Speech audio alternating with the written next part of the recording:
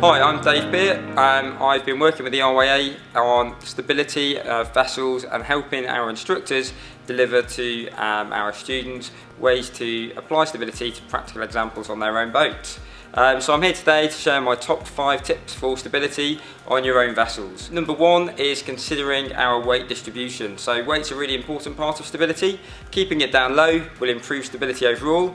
Raising it high will have a negative effect on stability. So if you're in the market for a new radar, an in-mast furling and a furling head sail, you need to be considering the impact that might have on the stability of your vessel. Vice versa, we've also got the impact of loading our boats. So when we're loading our boats, we want to think about getting our weight down low. The second one is linked to weight in a way because it's all about the water and the fluids, so the diesel, the petrol and the water in our tanks that we carry on board our boats.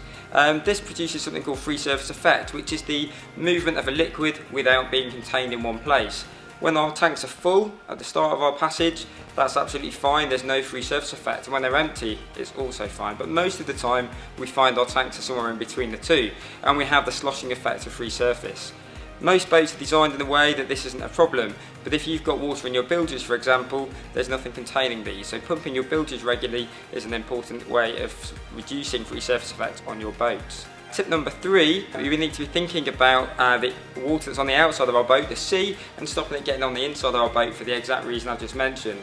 This means that before we set off to sea, we want to close our hatches. In inclement conditions with big waves, we think about putting our washboards in and keeping our companionway hatch closed to stop water getting down below our boats and introducing free surface effect that wasn't previously there. Moving on to our top tip number 4, thinking about the type of boat you might choose when selecting a boat for you and your family or the people you're going to sail with. Generally narrow boats with deep keel and lots of weight load down. They're going to have very good what we call ultimate stability, which means that they're likely to right from an upturned position if they were turned to that. Most of us though don't sail or boat in areas where this is going to be an issue, so consideration of ultimate stability is less of an issue.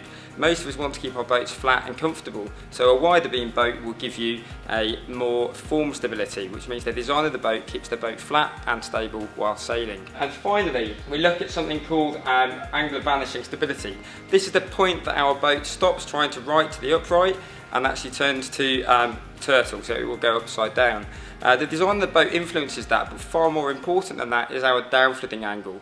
People tend to focus on angular vanishing stability, but the point that water starts entering our boat tends to occur before this point.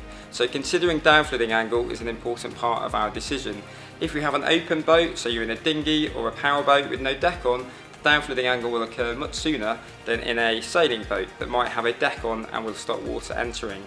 Going back to the point I made before, keeping our windows and hatches closed will also help with downflooding and reduce the point that occurs. So that's my top 5 tips for stability when you're out enjoying your boat.